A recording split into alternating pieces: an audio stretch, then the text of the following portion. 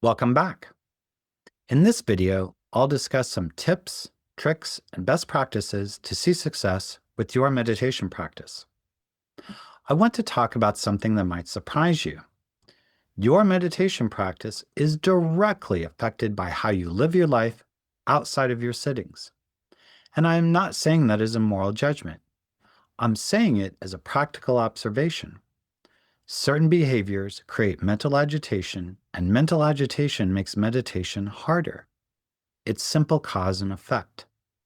The Buddha laid out 5 basic guidelines he called the 5 precepts. Think of these not as commandments, but as conditions for a calm mind, like a gardener preparing the soil before planting seeds. Precept 1: refrain from harming living beings. In everyday life, this means you do not intentionally cause suffering. If you spend your day being kind, your mind is peaceful when you sit. If you spend the day in conflict, your mind carries that agitation over when you go to sit. Precept 2: refrain from taking what isn't given. Don't steal, don't cheat, and don't take advantage. You know when you've been honest and fair, and there's no guilt process during meditation. Your mind is clear. Precept 3: refrain from sexual misconduct. In plain language, don't cause harm through your sexual behavior. No dishonesty, no exploitation, no betrayal. Relationships that are built on trust and respect support a peaceful mind. Precept number 4: refrain from false speech. This includes lying, gossip, harsh words, and idle chatter. When your speech is truthful and kind, you don't have conversations replaying in your head during meditation. Try this. Go one full day speaking only what is true, helpful, and kind. And then notice how your mind feels at the end of the day. Precept number 5: refrain from intoxicants.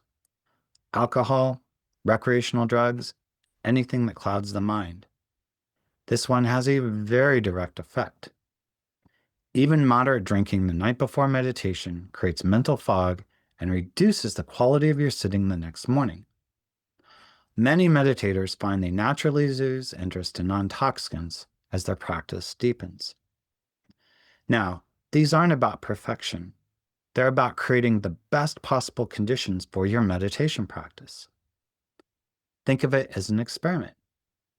Try following these more closely for a few weeks and see what happens when you go to sit. Some daily practice guidelines.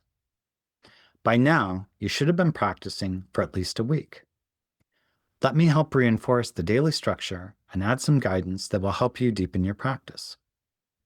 Your basic daily session should be 30 minutes minimum. 10 minutes of loving kindness to yourself, and then 20 or more minutes to your spiritual friend. Use the 6 R's whenever your attention is distracted, and smile throughout. Keep the same spiritual friend each day. Don't switch, don't rotate. Stay with the same person until a guide or teacher tells you otherwise, or until you reach a stage called breaking down the barriers, which we'll talk about later.